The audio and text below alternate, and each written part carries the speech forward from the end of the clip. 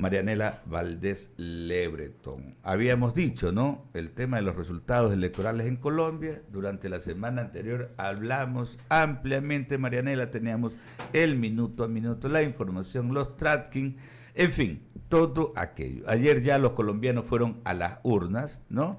Mucha gente dirá, pero bueno, ustedes están más preocupados del tema de Colombia, y yo siempre remarcaba algo, ¿no? El hecho de que lo que pasaba ayer domingo a manera de resultados ya de la contienda del balotaje, pues tenía mucha repercusión, no solamente para los colombianos, sino también para todo el hemisferio. Y definitivamente eso es así. La pregunta con la que arrancamos el diálogo, Marianela, es: ¿sorprenden estos resultados electorales? Bienvenida. Muy buenos días con todos. No sorprende, no sorprende porque la gente está comprobado que tiene una esperanza y la gente quiere manifestarse a través de sus necesidades. Y hubo un candidato que trabajó para causas y justamente la política moderna y la política social va remitido a eso, a las causas. Y él pudo tener empatía con la ciudadanía colombiana, con las necesidades de Colombia, y trabajó con un segmento de la población que él escuchó muchísimo, muchísimo. Aparte, logró unificar las tendencias de izquierda, que es lo que le permite el triunfo. Ahora, definitivamente lo que estaba súper que marcado es el hecho de que Colombia en la primera vuelta electoral se manifestó por un cambio, ¿no? Y ayer domingo iban dos candidatos que enarbolaban esa bandera del cambio. Cada quien con su estilo, cada quien a su manera, con su tendencia, con su percepción y con su visión de vida. Pero era por el cambio que votaron los colombianos, ¿no? Era por el cambio y te repito, aunque parezca un poco lírico, pero es la esperanza. La gente se ve reflejada en la misma América Latina y vamos viendo cómo la gente evoluciona el pensamiento. Entonces las campañas políticas y el concepto político está también renovado. La pandemia, nos ha dejado 2 años de aprendizaje, y en estos 2 años el que no aprendió lamentablemente se quedó. Entonces yo creo que la política moderna y la política social van cogidos de la mano, porque la mayoría y el índice poblacional es joven. Y esta gente, y la gente crece con otro pensamiento, la gente crece con otras oportunidades, en distintas formas. En el Ecuador hay una generación también joven que tiene otras aspiraciones. Por eso, y también está molesta. La gente está molesta de los partidos políticos. La gente está harta del doble discurso y de la mentira. Entonces, es una forma que tienes la oportunidad de manifestarte a través de las urnas. Y democráticamente la ciudadanía y la población colombiana se enrumbó en la propuesta de Gustavo Petro, pese a también una campaña en contra, a una campaña sucia que trabajaron, los dos bandos, los dos partidos políticos. Sin embargo, hay algo importante: la gente tuvo tiempo de pensar. De los 8 millones y pico de votantes que tuvo en la primera vuelta, logra sacar 3,5 millones aproximadamente sin haber concluido el 100%. Significa que él es el presidente más votado en las últimas jornadas electorales. Entonces tú dices y te pones a pensar, los titulares del gran guerrillero, del hombre de la revolución, del hombre que tenía muchas cosas en contra moralmente, ¿cómo puede llegar al poder en un país tan importante, uno de los más grandes de América Latina? Un país también que ha desarrollado bastante. Entonces, no es un asunto aquí solamente que haya sido manejada una buena campaña. Aquí el asunto es que supo conectar con la ciudadanía, con la población y las necesidades. Estrategias netas, estrategias puras, una estructura partidista y más que todo, como te repito, haber unificado las tendencias de izquierda, haber trabajado para eso, porque si no, no lo podía haber conseguido. Actualicemos rápidamente la información, ¿no? ¿Qué es lo último que tenemos en detalles ya en lo que tiene que ver con el procesamiento de la votación, ¿no? Justamente el binomio Gustavo Petro, Francia Márquez, binomio ganador en las presidenciales de segunda vuelta ayer en Colombia, ha obtenido, de acuerdo a la información que registramos a esta hora, 11.281.013 votos. Esto es el 50.44%. Y Rodolfo Hernández con su compañera de fórmula, Marlene Castillo, 47.31%, esto es 10.580.412 votos. La pregunta, y esto tomando como referencia también, el hecho de que no hubo un alto porcentaje de votos blancos, ¿no? Se pensaba que iba a haber una altísima votación, pero vemos que apenas es del 2.22% los votos blancos, los votos nulos también bien bajos, 271.667, esto es 1,19%, y los votos no marcados, 23.615, esto es 0.1%. Se pensaba que iba a haber una alta votación, o sea, entre nulos y blancos, altísima, pero la gente tomó terminando partido, ¿no? La gente más que todo acudió, porque eso es lo que también se puede También, ¿no? rescatar, o sea, más del 59%, 59, ¿no? 59% se está hablando de la población que fue a votar. Y eso también es algo inédito, porque no existió la apatía, que es lo que se pensaba. Claro. Porque si tú te das cuenta, en la campaña se trabajó con muchos frentes, entre la parte democrática, que lo rescatan todos los países, que eso es importante también para el éxito electoral y para legitimar a un gobierno con una votación alta. Sin embargo, hubo otro frente que hablaban de un presunto fraude, ¿no? Presunto fraude para cualquiera de los dos. El que no se sentía que iba a ganar hablaba de fraude. Y la otra, que la gente no estaba contenta. Entonces, al contrario, yo creo que fue un trabajo electoral de primera. Nos ha demostrado en una hora, el mundo tuvo los resultados en Colombia. Eso es muy llamativo. Recordemos también que el voto en Colombia es optativo, es decir, es facultativo. La gente que quiere votar va a votar. Exacto. No es obligatorio como mandan las leyes electorales en nuestro país. Ese es un detalle bastante interesante. Y ayer también aquello, ¿no? Dos hitos. El uno, el porcentaje de votación de apoyo para quien gana las elecciones, llama mucho la atención. Y Vero, también el tema del porcentaje de quienes han ido a sufragar, ¿no? También se rompe otro hito. Sí, así es. Pero bueno, Colombia es así, ¿no? Yo me acuerdo que yo cubrí unas elecciones presidenciales, que fue la de Samper y Pastrana, y ahí ganó en ese tiempo Samper con aproximadamente más o menos 35-40%, que es lo que tiene siempre el histórico Colombia por su voto facultativo. En todo caso, es una participación democrática que hacen los ciudadanos. Bueno, y en ese sentido, ya lo de Petro está ya santificado, ya está ahí. Listo para agosto ya. Definitivamente ya está ya ahí, ya definitivamente él es el que asumirá las riendas de Colombia. Una Colombia que hace una semana aquí nosotros explicábamos, pues tiene también altos niveles de pobreza, una situación bastante difícil económicamente.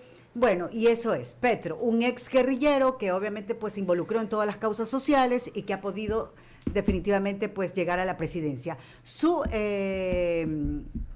compañera de fórmula ayer dijo en una de sus intervenciones que ganan los nadies en Colombia. ¿Qué significa eso? Los nadies en Colombia. ¿Cómo lo interpretamos? ¿Y qué marcará la presencia de Petro en el resto de la región? Bueno, mira, el mensaje de Francia Márquez es algo que la gente está también esperando. Hay un marketing político en esta organización y en este camino, que es lo que también ha podido consolidar. Tú le entregas un mensaje al votante de lo que quiere escuchar, que eso es lo más importante. Pero sin embargo, también tiene que tener un respaldo, y ellos sí tienen una trayectoria, llamémosle, de las ideas socialistas, progresistas, aunque Petro dijo que no se identificaba como un hombre de izquierda, sino que era un hombre que llevaba el mensaje del pueblo necesitado, un mensaje donde él cree que las personas que no tienen o que de alguna manera han pasado tantas circunstancias en Colombia es los que han votado por él. Pero también es un compromiso. Pero eso lo dijo justamente en el tramo final de la campaña. En el tramo final. Que se quiso cegar precisamente. Porque no podía de pronto con ese mensaje empezar en una segunda vuelta, porque fíjate tú que tenía que captar una población importantísima, el empresariado colombiano. Y ayer hubo un detalle muy importante que nos hemos dado cuenta la mayoría, que podemos tener un poquito más de conocimiento al respecto. Cuando la Torre Colpatria es presentada durante las entrevistas en televisión de todos los medios mundiales, ya tenía la imagen de Petro. Y llegar allá es como que tú llegaras a una de las partes más importantes del empresariado colombiano, el que aparentemente no le iba a apoyar. Entonces Petro tuvo también personas artífices que hicieron trabajo dentro de ese conglomerado. Mientras él estaba con el discurso de tarima, el discurso en territorio, ese discurso que tú quieres escuchar en tu casa porque tienes una necesidad, hubo otro grupo con el marketing político también que trabajó para otro sector. Entonces no solamente centralizó su campaña en los nadies, sino que justamente creo que es una frase, no te olvides que Francia Márquez es una persona activista social que conoce las reglas al revés y al derecho. No por algo Forbes en el 2019 la nombró como una de las mujeres más influyentes. ¿Por qué? Porque ese trabajo también en territorio sobre el medio ambiente, que también es el discurso importante pro candidatos en este tiempo, cuando lo sabes mantener y lo sabes hacer, y con eso tienes una propuesta para cumplir, se convierte en un éxito completo. Claro, mujer activista social, Vero, claro afro, sí. Varias cosas, ¿no? Varias involucrada con las causas sociales, involucrada con las necesidades del pueblo que los elige. Vamos a ver cómo les va definitivamente con esto que han planteado ellos y que obviamente pues ahora dirigirán Colombia. ¿Cuál es lo que marca Petro en la región? ¿Qué marcará? Muchos dicen, ya, entonces nos vamos todos hacia la izquierda, porque también en Brasil pues también ya hay una tendencia de que vuelva Lula. ¿Qué es lo que marca Petro en la región? Yo creo que va a marcar el inicio, porque justamente el aglutinamiento de las tendencias de izquierda no significan que todas tengan el mismo objetivo ni el mismo camino. Lo que aquí hay son líderes, pero las bases y las fuerzas fundamentales de una izquierda están completamente marcadas. Recordemos que Ecuador, que pudo haber ganado una segunda vuelta con el candidato Arauz, no pudo unificar la tendencia de izquierda, porque las políticas propias de cada uno son distintas y sus intereses también juegan muchísimo aquí. El interés que tenga los Estados Unidos de mantener una muy buena relación, aceptando este triunfo de Petro, como Petro pueda tener también con los Estados Unidos sin empezar con un discurso anti-imperio, que eso yo estoy seguro que no lo va a pasar, porque fíjate, Colombia tiene un tratado de libre comercio, Colombia tiene una relación implícita con los Estados Unidos, y esto es muy importante para la región, porque justamente Colombia puede ser el punto de partida para que, si la tendencia izquierdista que se piensa que América Latina la va a retomar y la está retomando, obviamente, puede ser quizás también un cambio para el mensaje y el discurso de Boric, que habiendo llegado con tendencias de izquierda socialistas, tiene un discurso que no tiene identidad aún. O tal vez lo que pasa es que el momento en que alguien se sienta también en el suelo presidencial, la realidad es distinta y las propuestas también. O sea, vemos el caso de Boric, es bastante interesante, ¿no? Porque él llegó con una plataforma, pero realmente el momento en que ya le toca gobernar, definitivamente pues es otra la realidad. Lorena. ¿Cómo le va? Justamente estábamos hablando desde hace 2 semanas el tema de las elecciones en Colombia, y con el electo Gustavo Petro, que dio su discurso de victoria. Él manejó 3 frases principales: la paz, la justicia social y la justicia ambiental. Son 3 partes donde realmente no es lo normal y común de todo presidente cuando llegue a ganar las elecciones, porque siempre van el tema de la justicia, de los detenidos, del orden, del control, de los militares. Estos nuevos nichos donde se está abarcando el tema de un discurso presidencial al momento de ser electo es parte de la nueva tendencia en la región.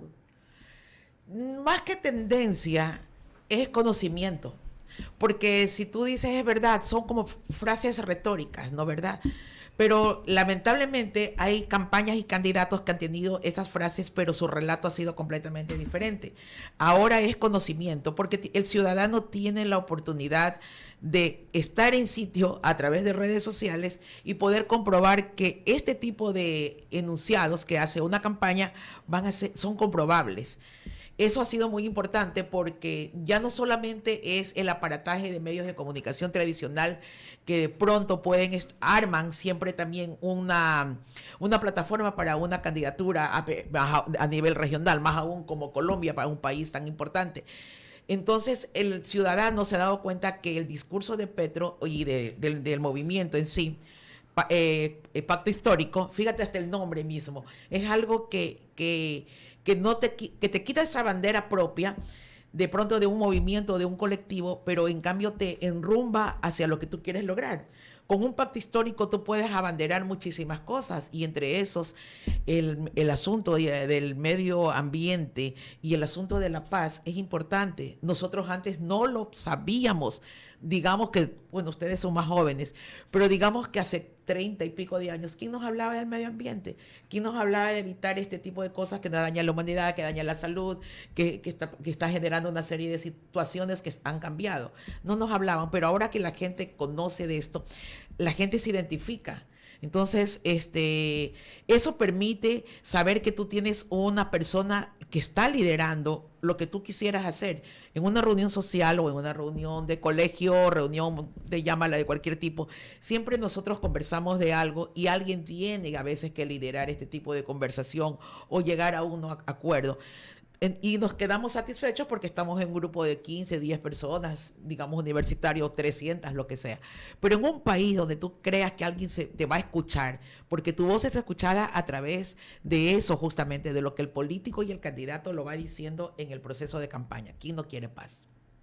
Y no es retórica. ¿Quién no quiere cortar las manos a toda esta gente corrupta, políticos de todo el mundo, no solamente de Ecuador ni la región, de todo el mundo? Vemos a diario todo lo que sucede. O sea, corrupción desde todo el punto de vista, quisiéramos todos combatirla, pero no tenemos los mecanismos. Pero si tenemos un pensamiento crítico y una voz que nos permita y que somos identificados a través de un líder político, la gente tiende a creer que esa es nuestra representación. Muy bien, 7:20, estamos conversando con María Elena Valdés, consultora en comunicación e imagen, también imagen pública. Y ya usted dijo que Gustavo Petro hizo empatía, ¿no? Conectó con la gente. ¿Qué no hizo en cambio Rodolfo Hernández? ¿Qué le faltó? Porque parecía que se iba proyectando, incluso el tema de utilizar la cocina para hablar desde redes sociales y este tipo de cosas, como que iban llamando la atención. ¿Qué le faltó a Rodolfo Hernández? Yo creo que le faltó ser original. Si tú quieres hacer una campaña así toda espontánea y que quieres conectar con la gente, porque lo importante es la conexión, eso es lo que tiene que entender todo político, es la conexión a través de las emociones. Ya no es, el ciudadano no es el militante que obedece al partido político donde tú vas a tener un candidato y por ser del partido tienes que votar. El ciudadano obedece a emociones y las emociones son las que conectan con el candidato. Yo creo que Hernández, primero que le pusieron un mal título, el Trump de Latinoamérica, el Trump, o sea... Cuando Trump por acá tiene otra imagen. Sí, y aparte de eso, el señor Trump está en un problema que la justicia de Estados Unidos va a determinar en estos próximos días. Entonces, yo me hubiera alejado de ese título, de ese comparativo. Él hubiese aprovechado eso para decir su propia ideología, indicando de que se aleja de todas esas cosas que pueden perturbar a la gente y a la opinión pública. Pero él se sintió contento y aceptó eso. Luego identificarlo como el millonario. Y luego lo identificamos como el hombre que sin formas, en el aspecto de que no tuvo estructura ideológica, no tuvo estructura de mensaje, no tuvo estructura de discurso. O sea, ese tipo de cosas, por más que quiera ser coloquial, por más que quiera ser humano, de todas maneras la gente quiere ver a una persona preparada que te represente de alguna manera. O sea, sí es necesario la academia, como lo tiene Gustavo Petro, su carrera de economía. Tiene lo malo que aparentemente fue el M19, pero la misma actitud y de la misma parte sale el expresidente de Uruguay. Y sin embargo, Uruguay tuvo un cambio. Pepe Mujica. Y se convierte en un líder. ¿No, verdad? Entonces, ese tipo de cosas, ¿qué nos ha dado el tiempo? De poder encontrar y comprobar que no significa que por el hecho que tú hayas estado militando o que hayas sido de mente amplia de izquierda, no puedas gobernar un país. te está diciendo la gente que la votación de este hombre es que la gente dice, nos estamos identificando porque creemos en él. Significa que no creyeron en Hernández. No creyeron en Hernández cuando también tenía un aparato de medios de comunicación que lo respaldaban. Entonces, ese tipo de cosas fue muy notorio, y esa es la parte que a veces fallan los consultores, en creer que si tú le pones a todos los medios como un poncho o un abanderado del candidato, ese es el que tiene que ganar. El discurso lo mató. O sea, y hay cosas, como se dice también en el argot popular, dato mata relato. Las estadísticas, las encuestas, ellos tenían que haber trabajado. Él desestimó toda la parte técnica con la que se trabaja una campaña. Entonces dijeron, no, aquí vamos porque somos buenos o porque queremos ser presidente, y eso no está bien en estos tiempos ni en los futuros. La gente tiene que trabajar sobre estadísticas, sobre proyección, sobre tendencias, sobre aceptación y sobre necesidades. No se puede saltar a la cancha sin pupos. Exactamente, tú No lo has se puede dicho. saltar a la cancha Tú lo sin has pupos. dicho. Oye, ha dejado varios mensajes que resultan interesantes, ¿no? Gustavo Petro dice, el cambio consiste en dejar el odio atrás. Un detallito muy importante, ya como presidente electo, y también ha manifestado, ¿no? Vamos a desarrollar el capitalismo en Colombia. Bastante interesante, es decir, se aleja de estas posturas tradicionales De lo que hablábamos, que no de la izquierda. él no va a hacer el asunto antiimperio, ese tipo de cosas. No. No. Es que mira, la inteligencia de un gobernante y la inteligencia de un político que llega es que si tú tienes una infraestructura estructurada, como la parte económica, la parte social y ciertas cosas, tú lo que tienes que hacer como estadista es cambiar las cosas que están mal. Pero sobre lo que está construido, sobre lo que está bien, tú tienes que seguir desarrollando. Claro que sí. Y ese es el problema quizás que nosotros vivimos aquí en el país, que hubo cosas en un periodo administrativo de otro presidente, que hubo cosas que sí fueron bien hechas. Pero si tú vas a poner un tacho de pintura negra sobre todo, obviamente que tienes que empezar con un país de cero. Obviamente que tienes que decir que no nos alcanza un presupuesto. Pero hay cosas como el mensaje de Petro es muy claro y muy conciliador para el mundo. Claro, y mira que, Marianela, que nosotros aquí marcamos algo, ¿no? Porque, por ejemplo, en estos procesos políticos, y algo que es muy peligroso, ¿no?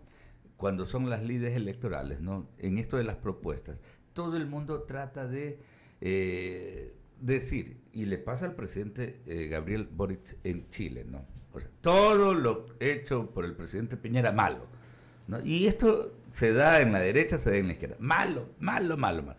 Te sientas y esas críticas que has vertido en tiempos de campaña a veces que no han sido bien sustentadas, bien proyectadas, ya cuando te sientas, en cambio, te das cuenta que no es tanto así y tienes que poner la marcha de retro. Entonces es un verdadero problema porque hay gente que a veces, irresponsablemente líderes políticos, lo que hacen es eso, en decir que todo es malo y decir, yo llego y le soluciono el problema en una semana, en 100 horas. En 100 horas estamos esperando. O en 10 Se días. paró el reloj seguramente. Se paró el reloj, seguramente no era suizo. Entonces, la pregunta es, Marianela, justamente lo ocurrido en Colombia, porque de aquí tenemos que sacar los ecuatorianos algún tipo de elección.